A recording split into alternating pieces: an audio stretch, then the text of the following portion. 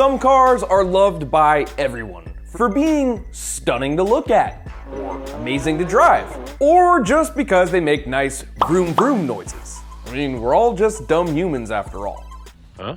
They've earned their place in the Automotive Hall of Fame, but others aren't so lucky and get showered in hate the minute they leave the factory. So today, I'm here to show you 10 underappreciated cars that actually deserve your attention. And real quick, if any of these pique your interest, remember to go search on Auto Tempest first, before you waste your time searching a bunch of other sites individually. Auto Tempest searches multiple listings from multiple sites and gives them all to you in just a few easy clicks. So without me wasting any more of your time, let's get right into this idea list with a car that definitely doesn't deserve the hate, the Dodge Srt4. Now, I know what you're thinking. It's just a tweaked version of Dodge's cheap little commuter car, the Neon. But the Srt4 is so much more. Yeah, you still have the nasty neon interior, including the bizarre power windows up front, but not in the back, for some reason. But pop the hood, and you'll find a 2.4-liter engine with a massive Mitsubishi-made turbo. That'll give you 215 horsepower, and actually sounds pretty good. The biggest problem with the Srt4 was the people that bought them. Most were over-modified, under-maintained, or crashed into a tree by somebody that thought they were the Stig. So finding a good one for sale might be tough. But if you can, you'll actually have yourself a car that's part of a dying breed of small manual cars that are genuinely fun to drive. But if you need a bit more space, you can still have something fun and fast with the Subaru Forester Xt.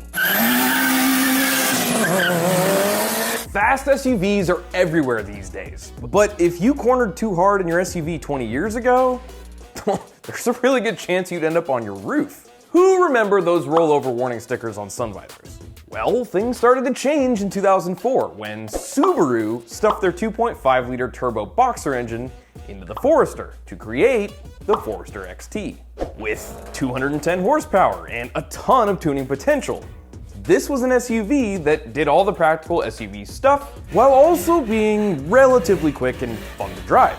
And over in Japan, there was even an STI version with WRX underpinnings and room for your dog in the back. This was actually a pretty cool car that didn't quite get the attention it deserved. And if you want something else that can carry dogs and also embarrass sports cars on the drag strip, look no further than the Dodge Magnum SRT8. See, wagons are cool, but muscle cars are even cooler.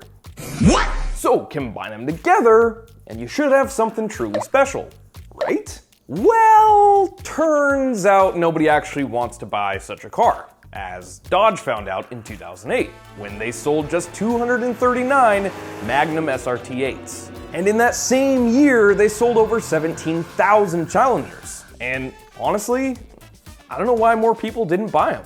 This wagon could embarrass sports cars at the lights and complete the quarter mile in just 13.5 seconds, thanks to the massive 6.1-liter V8. But because they were kind of rare, with only around 4,000 ever being built, they haven't depreciated that much. And you'll be looking at about 30 grand to own this super wagon today. If the right one came along, I'd buy it in a heartbeat. But what if you want your V8 muscle car without all the extra space? Well, then our next car that doesn't quite deserve its bad reputation is for you.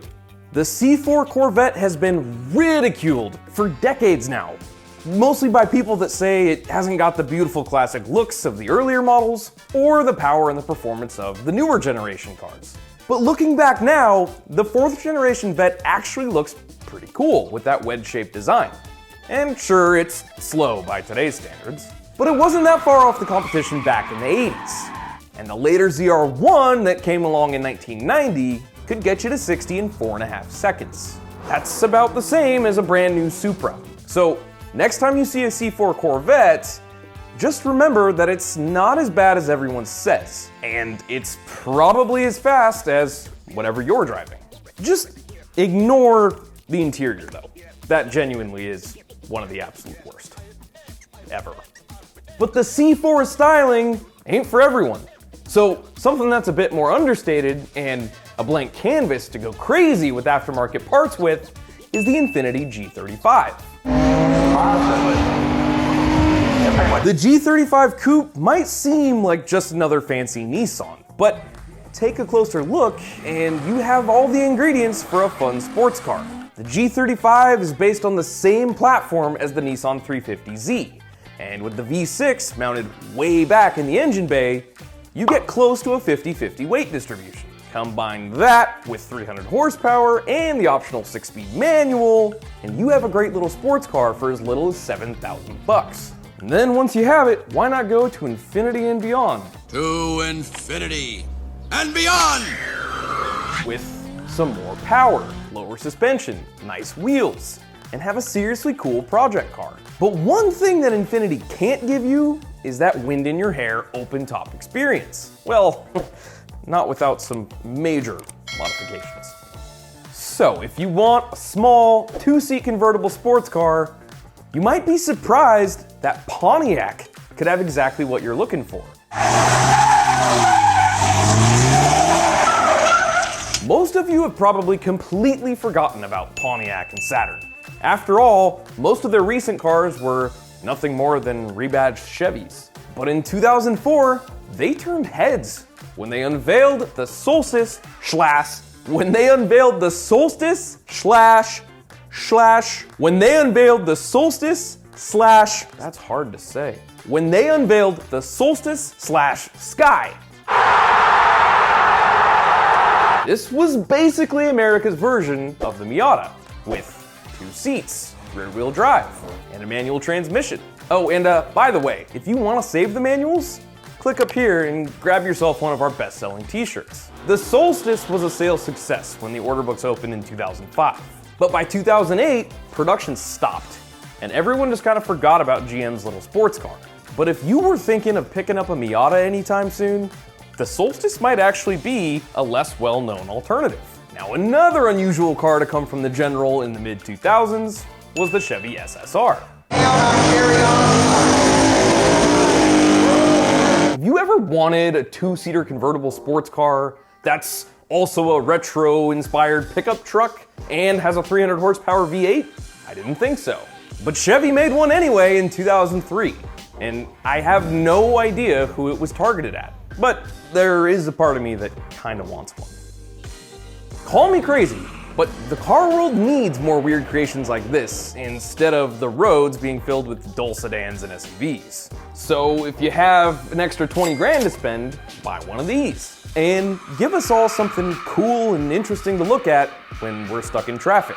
Or if you have even more cash to waste, buy something even more quirky, interesting, and hated on, like the Ferrari Mondial. The folks in Maranello have built some legendary cars, like the F40, the Enzo, and the 458. But sometimes, even Ferrari gets it wrong. And that's exactly what happened with the Mondial. It was criticized for being too boring to look at, too heavy, and worst of all, it was extremely slow by Ferrari standards, with 0 to 60 taking well over 9 seconds. But it's not all bad news. It's one of the few Ferraris ever fitted with 4 seats, so your friends in the back can fall asleep as you wait for the speedometer to hit triple digits. And I guess you could say the Mondial is the best 4-seat mid-engine convertible ever made, even if it is the only one I can think of. It's working! Now, another car that isn't quite as fast as the badge would have you believe is the Porsche Boxster. The 986 Boxster is the entry-level Porsche, and has always lived in the shadow of the 911. It's seen as a cheap way into Porsche ownership, but the Boxster's actually a really fun little car. And in some ways, it's actually better than its bigger brother. It's smaller and lighter than the 911. The mid-engine layout means the weight is spread more evenly. And a lot of them were fitted with a stick and 3 pedals. Now, sure, it's not gonna match the performance of a 911. But if you want a relatively cheap, fun sports car, you could do a lot worse than the Boxster. Now, before we get to the last car on our list, be sure to check out the Idle Car Strategies, where we show you how to avoid the most common mistakes when buying or selling used cars. and how to level up from something like the Boxster we were just talking about to your dream car, just like I did. No, no, I really did own a Boxster before the Viper. Yeah, I had a white one. Yeah, white manual. Yes, I had a white manual Boxster before I had the Viper. Now for this last car, we're going back to Pontiac to take a look at one of the ugliest cars ever made, the 2001 Aztec. Let's get the main point out of the way first. The Aztec is ugly, and that's enough for most people to never even consider owning one, with those huge plastic bumpers and a nose worse than a new BMW. It's no wonder no one wanted to be seen in one. They made Walter White drive one in Breaking Bad just to portray him as a loser. But the weirdness goes a lot further than the styling. The Aztec had a removable drinks cooler in the center console, a split tailgate with seats and cup holders, and even the option to order an Aztec branded tent and inflatable mattress. This really was a strange car, and after 20 years, the Aztec is probably more popular now than ever.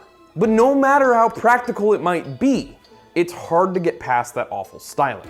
It wouldn't be my first pick, but it's honestly not a bad car. It did win worst car ever made on the Grand Tour though. So there's that. And there we have it, 10 cars that people love to hate. Do you actually like any of these cars? Or maybe you even own one? Let us know down in the comments below. Follow us on Instagram at IdealCarsOfficial. I'll catch you guys next time. I really do miss that Boxster.